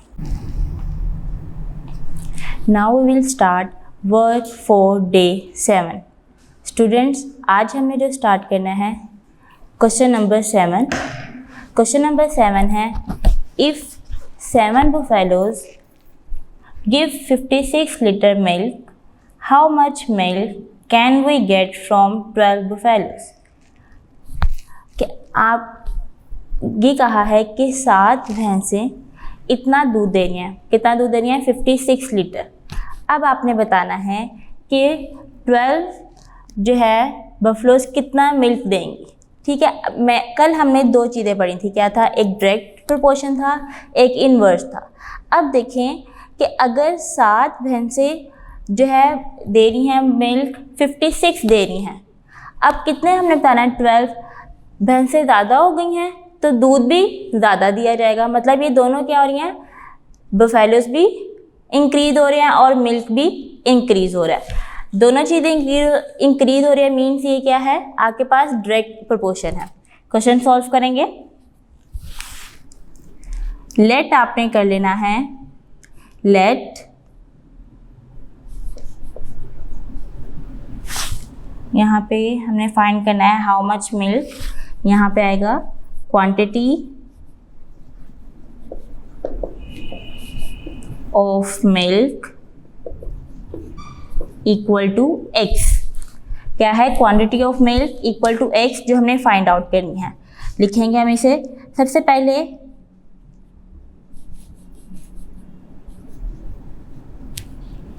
और यहाँ पे क्या आ जाएगा? मिल्क। जी स्टूडेंट्स पहले 12 थी, 7 और यहाँ पे मिल्क कितना दे रही थी? 56 लीटर। फिर कितनी थी? 12। और अब हमने क्या फाइंड करना है कि कितना उन्होंने मिल्क दिया। अब देखें ये भी रेशो है, ये भी रेशो है। जब हमारे पास 4 नंबर्स दिए हों तो दरमियान में क्या यूज़ करते हैं? हम प्रोपोर्शन यूज़ करते हैं। अब आगे सॉल्व करेंगे इसे। 7:12 प्रोपोर्शन की जगह पे इक्वल 56:x। रेशो को चेंज करें। 7/12 56/x क्रॉस मल्टीप्लाई। x को 7 के साथ मल्टीप्लाई किया और 56 को हमने 12 के साथ मल्टीप्लाई किया। ठीक है, x इधर ही रह जाएगा और 56 मल्टीप्लाई बाय 12/7।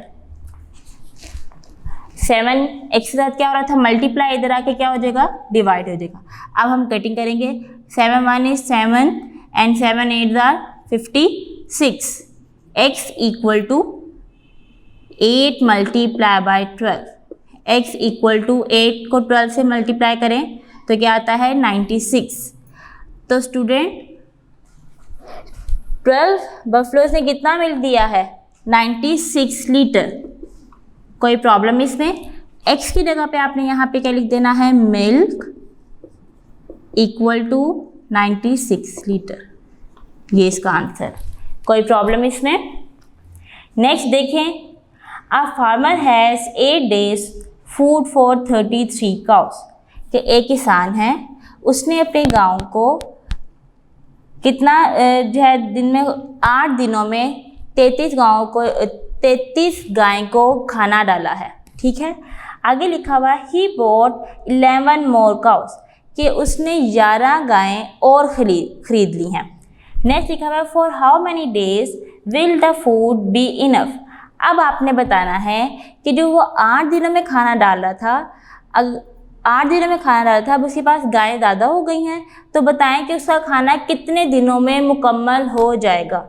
मतलब ये है कि अब गायें बढ़ रही हैं, ठीक है, 8 दिनों का खाना है, आपने जो है बताना है वो कितने दिनों में ख़त्म हो जाएगा। जिस तरह आप पहले कुर्बानी के लिए एक बकरा लेकर आए थे, ठीक है, आप उसके लिए खाना लेकर आए हैं, वो आपके पास 2 दिन चल रहा है। इसी तरह आपके जो है पापा एक और जो है बकरा लेते हैं, मतलब 2 बकरे हो गए, तो वो जो 2 दिन का खाना था वो कितने दिन चलेगा स्टूडेंट्स? 1 दिन चलेगा। 2 बकरों को डालना था, मतलब आपके पास बकरे ज़्यादा हो गए और खुराक क्या हो गई? कम होगी। इसी तरह यहाँ पे है कि एक किसान के पास 33 गायें थी, ठीक है, और 8 दिन वो खाना डालता था। अब उसके पास 11 और गायें उसने खरीद ली हैं, तो आपने बताना है कि जो 8 दिनों का खाना था वो अब कितने दिनों में मुकम्मल होगा। अब हम इसे सॉल्व करते हैं।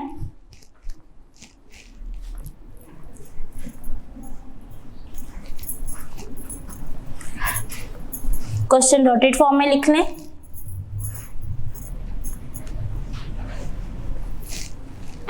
क्वेश्चन नंबर 8,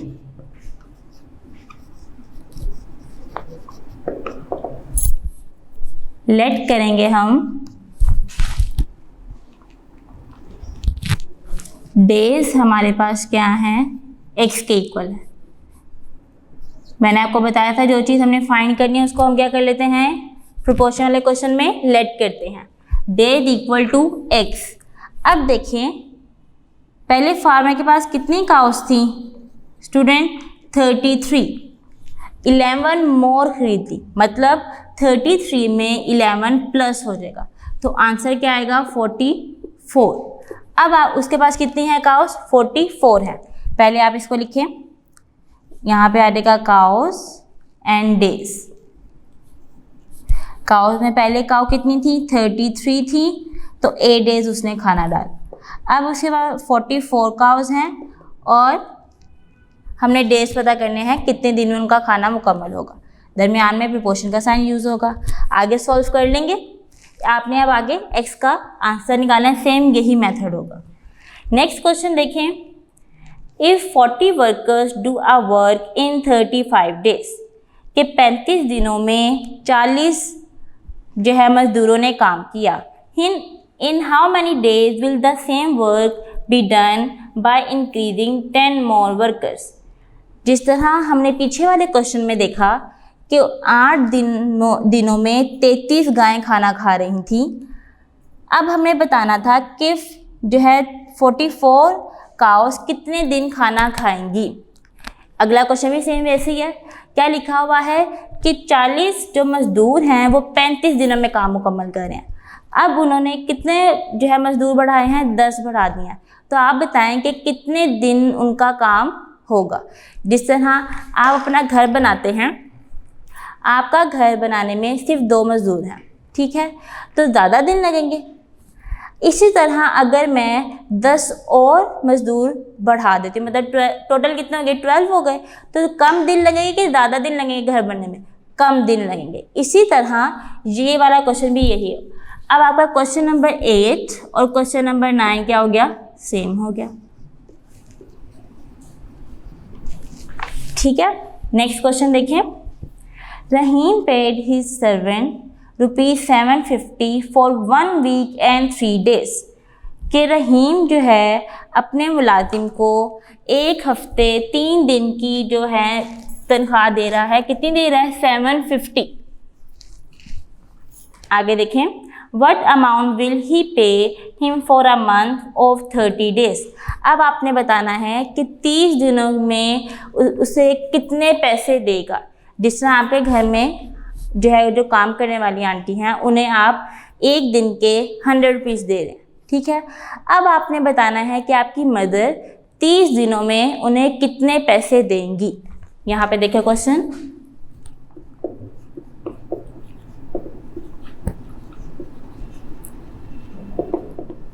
लेट करेंगे,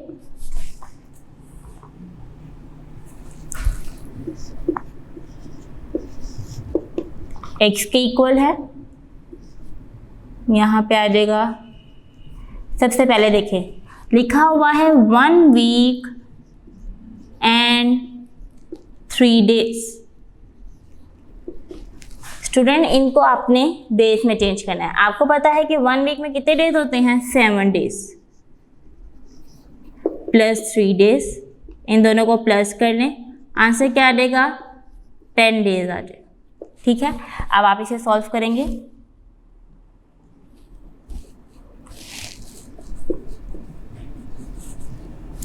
$750 x और यहाँ पे आ जाएंगे days.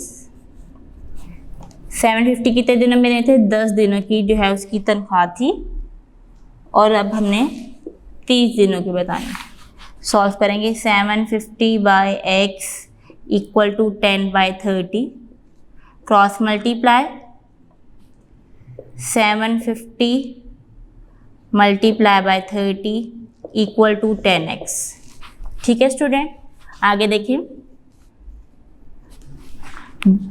750 multiply by 30 divided by 10 equal to x। 10 1 is 10 and 10 3 the 30। 750 को आपने 3 से मल्टीप्लाई करना है इक्वल टू x। 0 15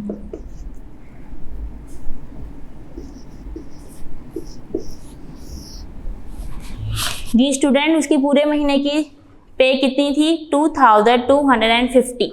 x की जगह पे आप क्या लिखेंगे, पे, और यहाँ पे क्या आएगा 2250। कोई प्रॉब्लम इसमें। नेक्स्ट क्वेश्चन देखें student, next question, question number 10।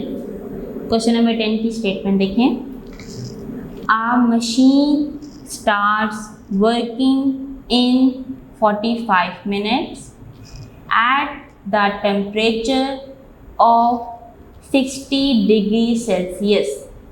एक मशीन चलने के लिए 45 मिनट ले रही है। कितना टेम्परेचर है उसका स्टार्ट होने के लिए, 60 degree Celsius. How much time is required to work it at the temperature of 75 degree Celsius. अब आपने इसमें बताना है कि अगर वो उसका मशीन का टेम्परेचर 75 डिग्री सेल्सियस होगा तो कितना टाइम वो लेगी स्टार्ट होने के लिए। जी स्टूडेंट, सबसे पहले आप लेट करेंगे, लेट टाइम, टाइम आपने फाइंड करना है, time equal to x, okay. Proportion के क्वेश्चन हैं। सबसे पहले आप लिखेंगे टाइम और थोड़ा सा देके आप यहाँ पे लिखेंगे टेम्परेचर।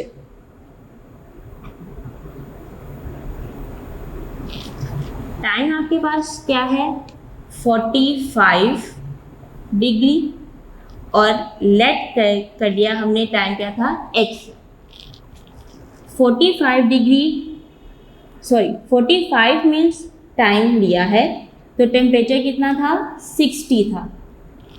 अब आपने लेट किया कि x जो है उसने टाइम यूज़ किया है और टेम्परेचर कितना है, 75 डिग्री। नेक्स्ट आप क्वेश्चन नेक्स्ट लाइन में आ जाएगा x ratio 45 proportion 60 degree colon 75 degree. Next step में हमने क्या किया था, x कॉलन 45 प्रोपोर्शन की जगह पर हमने इक्वल टू का साइन यूज़ किया था, 60 degree ratio 75 degree. Next question में, नेक्स्ट लाइन में हमने क्या किया था, रेशियो को चेंज किया डिवाइड में, x by 45 equal to 60 degree by 75 degree. ठीक है स्टूडेंट, आपके क्वेश्चन नंबर 1 to 10 हमने इसी तरह सॉल्व किए हैं। नेक्स्ट क्या है, आपने यहाँ पर क्रॉस मल्टीप्लाई करना है। 75 को x से मल्टीप्लाई, 45 को आपने 60 से मल्टीप्लाई करना है। ओके स्टूडेंट, नेक्स्ट देखिए आपके पास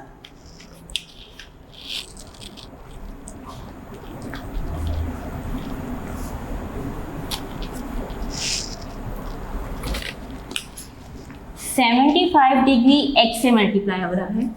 75 degree multiply by x equal to 45 minute multiply by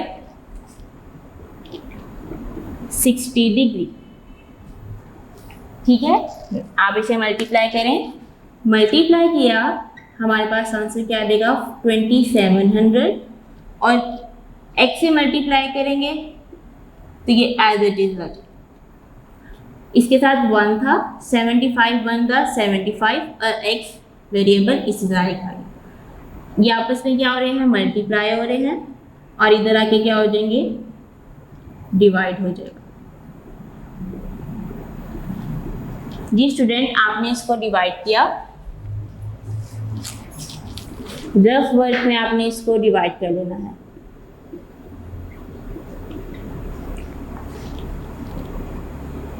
divide करेंगे, 75 को हमने 2 से मल्टीप्लाई किया, 2 5 10 1 कैरी, 2 7 14 और 1 150। देखिए 270 से 150 बहुत स्मॉलेस्ट नंबर है। नेक्स्ट देखें, 75 को 3 से करेंगे, 3 5 15 1 कैरी, 3 7 21 और 1 22। नेक्स्ट देखें, 75 को 4 से मल्टीप्लाई किया, 4 5 20, 4 7 28 और 2 300। 300 बहुत बड़ी वैल्यू आ गई है, इसलिए हम क्या यूज़ करेंगे, 75 3 225 माइनस करें, 10 में से 5 माइनस किए 5, 6 में से 2 माइनस किए 4। जी स्टूडेंट, यहाँ पे लिखें 2 में से 2 माइनस किए 0। नेक्स्ट देखें कौन सा डिजिट रह गया था, ऊपर 0 रह गया था, 450 आ गया।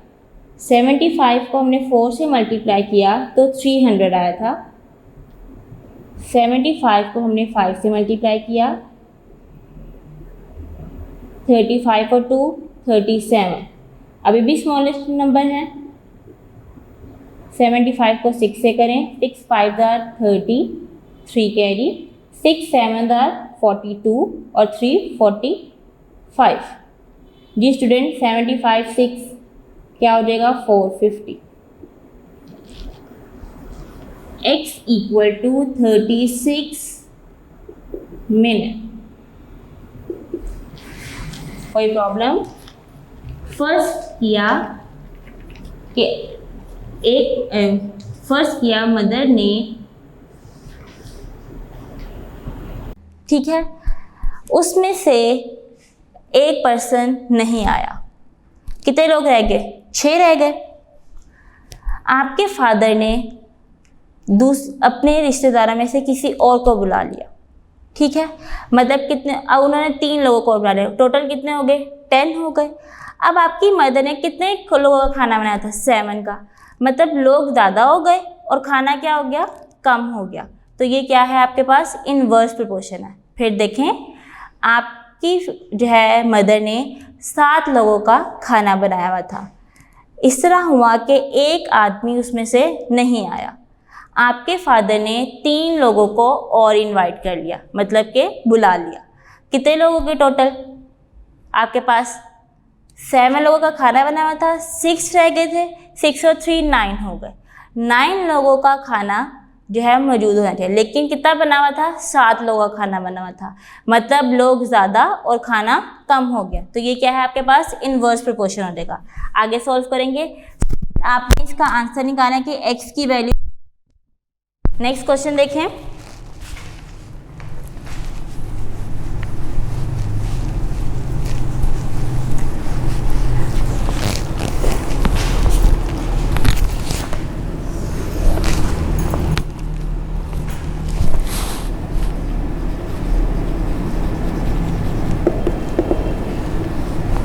Question number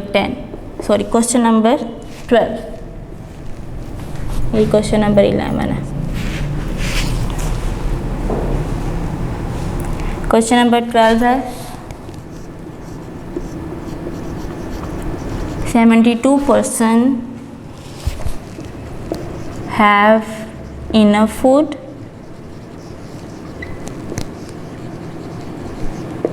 equal to 7 days. But after 1 day, 7 days में से 1 डे माइनस कर लें, यहाँ पे लिखे बट आफ्टर 1 डे। जी स्टूडेंट कितने डेज रह गए, 6 डेज रह गए।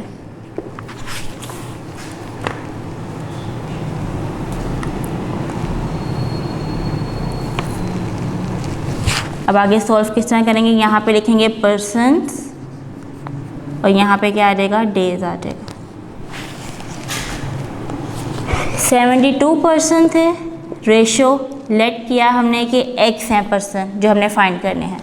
डेज कितने थे पहले हमारे पास, 6 डेज और देन 3 रिमेनिंग डेज थे। इसे सॉल्व करेंगे, दरम्यान में प्रोपोर्शन का साइन यूज़ करें। 72x equal to 6 ratio 3, 72/x equal to 6/3। सॉल्व कर लें आगे इसको, cross multiply, 72 multiply by 3 equal to 6x, x इधर ही लिखा रहेगा, 6 इधर आके डिवाइड हो जाएगा। ठीक है स्टूडेंट, देखिए आप 6 1 the 6, 6 1 the 6, 1 carry 6 2 the 12, x इधर ही रह जाएगा, 12 मल्टीप्लाई बाय 3, 12 को 3 से मल्टीप्लाई करें, बताएं क्या आंसर आता है।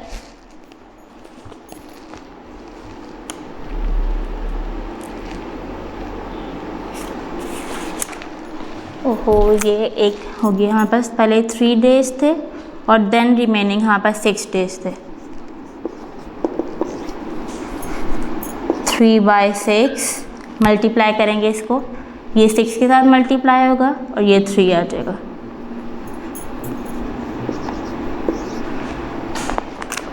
ये था कि 72% थे, उनके पास उन्होंने 7 दिनों में से 1 दिन निकाले तो 6 दिन आ गया।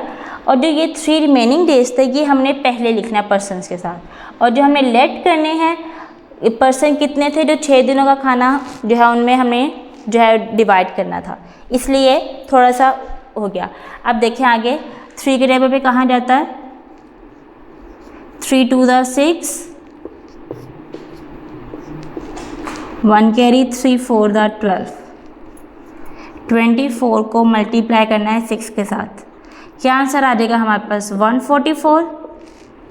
कितने पर्सन आ गए, 144, 72 पहले ही थे, 144 आ गए। अब आपने बताना है कितने पीपल को इनवाइट किया, 144 में से 72 को माइनस कर दे, क्या आंसर आ जाएगा 72%। ठीक है स्टूडेंट, फिर दोबारा देख ले क्वेश्चन ये था आपके पास कि 72% थे, उनके पास जो खुराक थी वो 7 दिनों की थी, लेकिन 1 दिन के बाद उन्होंने डिसाइड किया कि 7 दिनों में से 1 दिन गुजर गया, वो क्या आ गया 6 डेज आ गए। फिर उन्होंने डिसाइड किया कि अब हमारे पास कितने दिन रह गए हैं, 3 दिन रह गए हैं अपने खुराक को ख़त्म करने के लिए, इसीलिए हमने यहाँ पे पहले 3 लिखा और बाद में 6 लिखा। नेक्स्ट लिखा हुआ है for it they invited more person, फिर उन्होंने और लोगों को दावत दी। How many person did they invite, कि अब आपने बताना है कि कितने लोगों को इनवाइट किया। पहले हमने इन्हें सॉल्व कर लिया, सॉल्व करके हमारे पास आंसर आ रहा था 144। यहाँ नीचे से आपको नज़र नहीं आ रहा होगा, इसको हम आगे लिख लेते हैं।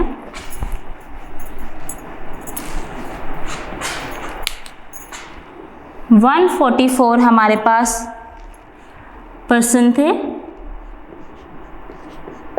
इस 72 को माइनस कर दें तो आंसर क्या आ जाएगा 72। टोटल पर्सन कितने थे हमारे पास और इनवाइट किए थे 72।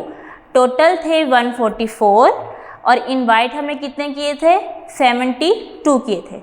स्टूडेंट, इस तरह आपकी एक्सरसाइज नंबर 6.2 कंप्लीट हो गई है। अब आप अपना पेज नंबर 73 ओपन कर लें। स्टूडेंट, आप अपनी पेंसिल को अपने हाथ में रखें। मैं जैसे जैसे जो बात बताऊंगी आपने उसे लिखना भी है और अंडरलाइन भी करना है। फिर दी ब्लैंक सॉल्व करेंगे आप अपनी। सबसे पहले क्वेश्चन लिखा हुआ है आंसर द फॉलोइंग क्वेश्चंस। दी भी एक्सरसाइज है।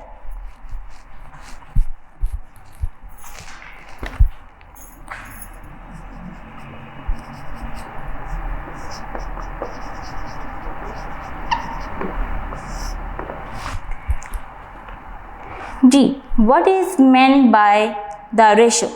रेशो की आपने डेफिनेशन यहाँ पे बतानी है। मैंने आपको जो है सबसे फर्स्ट पे रेशो की डेफिनेशन बताई थी।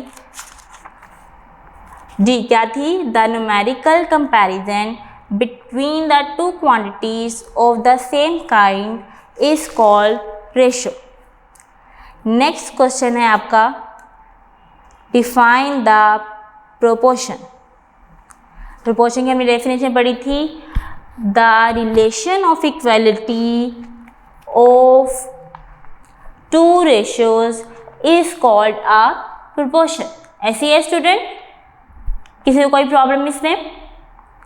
थर्ड क्वेश्चन देखें।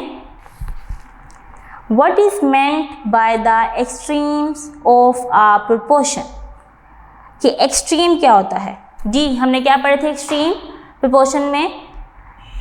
In the first and fourth element is called extreme.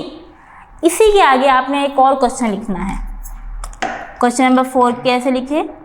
यहाँ पे आप लिखेंगे व्हाट इज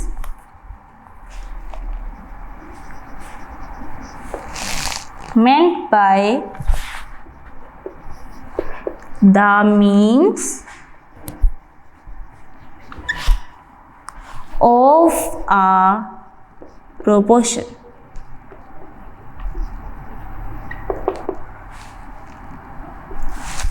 हमने क्या पढ़ा था? मीन क्या होता है स्टूडेंट? इन द या in this second and third element is called means. कोई प्रॉब्लम है इसमें? या आपने क्वेश्चन अपनी बुक पे लिख लेना है।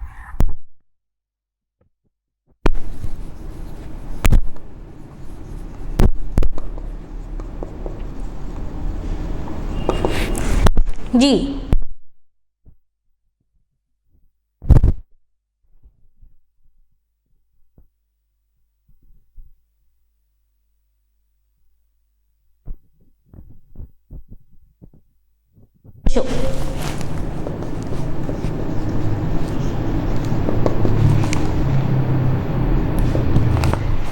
नेक्स्ट देखें। The second and third elements of a proportion are called mean. Second का आंसर है मीन्स। नेक्स्ट देखें। Dash proportion is a relation in which one quantity increases or decreases in a same proportion by increasing or decreasing the other quantity। पहले क्या लिखा हुआ है? increases और decreases। फिर क्या लिखा हुआ है? increasing और decreasing। मतलब पहले अगर इंक्रीज हो रहा है तो इंक्रीज होगा, डिक्रीज हो रहा है तो डिक्रीज होगा। तो ये कौन सी होती है हमारे पास? डायरेक्ट होती है। डायरेक्ट प्रोपोर्शन है ये, डायरेक्ट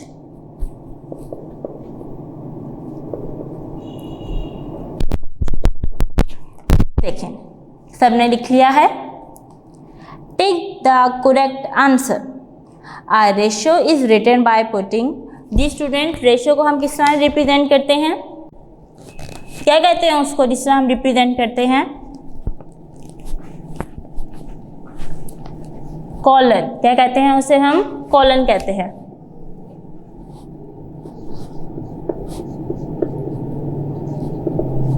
फर्स्ट पार्ट का आंसर है ए। ए ही है जी। सेकंड लिखा हुआ है A ratio B equal to C ratio D. ये देखिए आप इसको, देखिए हम इसको किस तरह लिखते हैं? A by B equal to C by D. इसी तरह क्वेश्चन हमने सॉल्व किया ना, फिर हमने क्रॉस मल्टीप्लाई कर दिया। A multiply by D equal to B multiply by C. देखिए कहाँ लिखा हुआ है? लेफ्ट हैंड साइड उन्होंने इस तरह लिखा हुआ है b multiply by c equal to a multiply by d. कोई प्रॉब्लम इसमें? सेकंड वाले का आंसर है सी। नेक्स्ट देखें, the reduced form of 1/4 ratio 1/2। Student, मैंने आपको एक्सरसाइज नंबर 6.1 में बताया था कि जब हमारे पास रेशो में फ्रैक्शन यूज़ किया जाए तो हम क्या करते हैं? लास्ट डिनोमिनेटर का एलसीएम लेते हैं। ये देख लें, 1/4 रेशो 1/2, 4 और 2 का एलसीएम ले गया, 2 2 the 4, 2 1 the 2, 2 1 the 2 and 1। 1/4 multiply by 4 ratio 1/2 multiply by 4। 4 4 से कैंसिल, 2 1 is 2, 2 2 are 4, 1 रेशो 2। ये इसका आंसर है। देखिए कौन सा पार्ट है? ये डी पार्ट है, थर्ड का पार्ट डी। नेक्स्ट देखें, 10/15 is an equivalent ratio of. इसको हम सॉल्व करते हैं।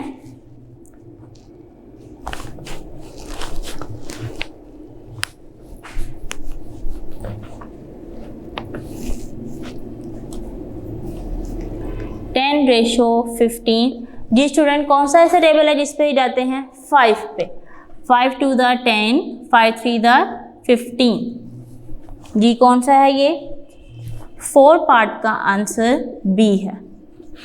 नेक्स्ट देखें 5, the relation of equality of 2 ratios is called proportion.